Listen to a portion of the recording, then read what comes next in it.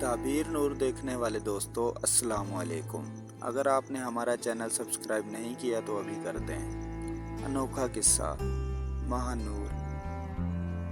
یہ چند ماہ پہلے کا واقعہ ہے مگر میرے لیے انتہائی یادگار بن گیا ہے، کیونکہ یہ نہ صرف یادگار ہے بلکہ خاصا پراسرار اور دلچسپ بھی ہے۔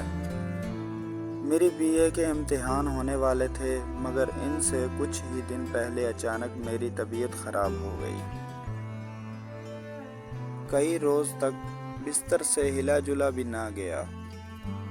نکاہت اس قدر تھی کہ بستر سے اٹھتی تو سر چکرانے لگتا اور مجبوراً مجھے دوبارہ لیٹ جانا پڑتا۔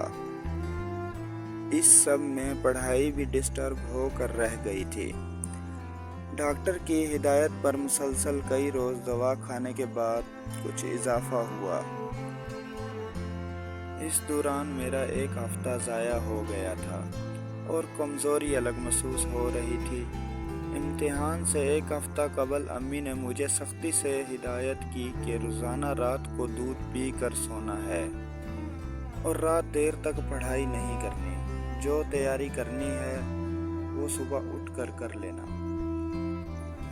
امی روز رات کو دودھ ابالنے کے بعد دودھ والی گڑوی میرے کمرے میں ہی رکھ دیتی تھی تاکہ ذرا ٹھنڈا ہونے پر میں اس میں سے ایک گلاس نکال کر پی لوں اور باقی دودھ فریج میں رکھ دوں۔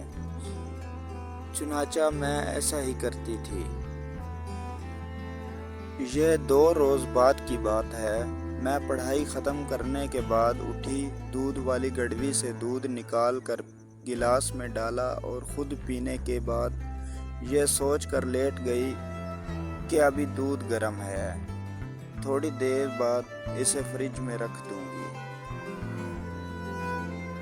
جانے کس وقت میری آنکھ لگ گئی اور میں گہری نیند میں سو گئی۔ رات کا جانے کون سا پہر تھا جب اچانک میری آنکھ کسی برتن کے گرنے کی آواز سے کھل گئی۔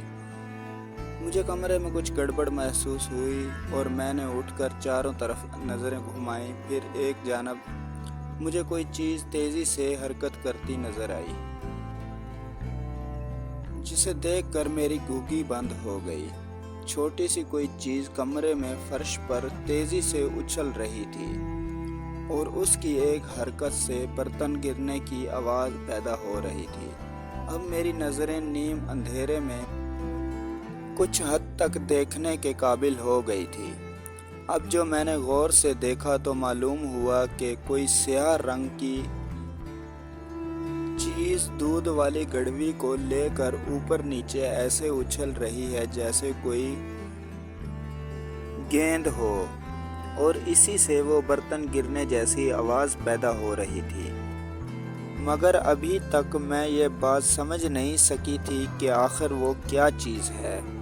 اب شاید اس سیاہ چیز کو میری موجودگی کا احساس ہو گیا تھا اور اس نے زیادہ زور سے اچھلنا شروع کر دیا۔ میں اگرچہ بہت خوف زدہ تھی مگر نہ تو چیخ رہی تھی اور نہ ہی کمرے سے بھاگنے کی کوشش کر رہی تھی۔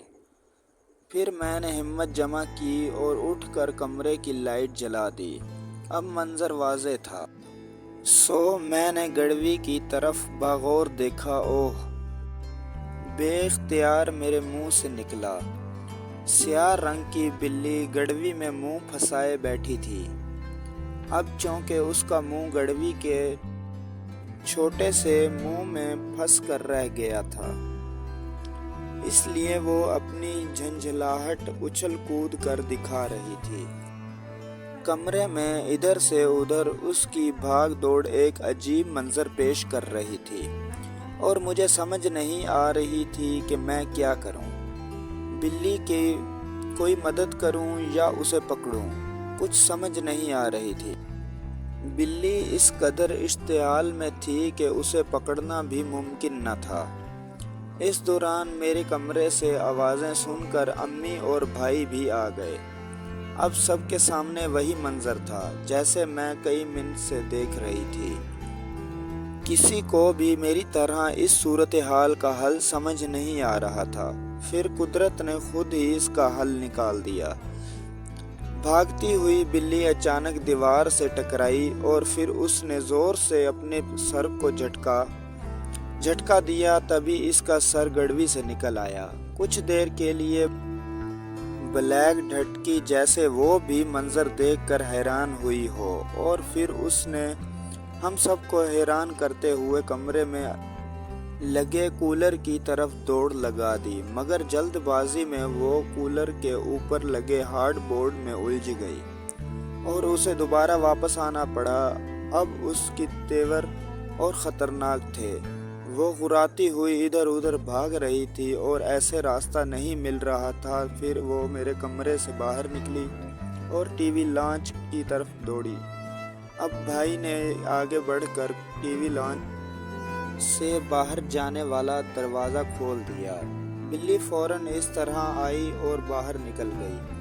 یوں یہ معاملہ ختم ہو گیا۔ اب اس بات پر غور شروع ہوا کہ بلی کے ساتھ کیا اور کیسے ہوا۔ سب کے مشترکہ تفتیش سے یہ بات سامنے آئی کہ رات کسی وقت بلی کولر کے راستے سے میرے کمرے میں آئی تھی اور اس نے دودھ کی خوشبو سے مجبور ہو کر گڑوی کے اندر پڑا ہوا تھوڑا سا دودھ پینے کے لیے اپنا منہ اندر تک گھسا دیا۔ بس پھر اس کے ساتھ وہی ہوا جو اوپر بیان کر چکی ہوں۔ اگر آپ کو ہماری سٹوری پسند آئی ہو تو ہمارے چینل کو سبسکرائب کریں اور ساتھ میں دیے گئے گھنٹی کے نشان کو آل پر سیٹ کر دیں تاکہ ہماری آنے والی نئی قصے کہانیاں آپ تک بر وقت پہنچتی رہیں گی۔ خدا حافظ۔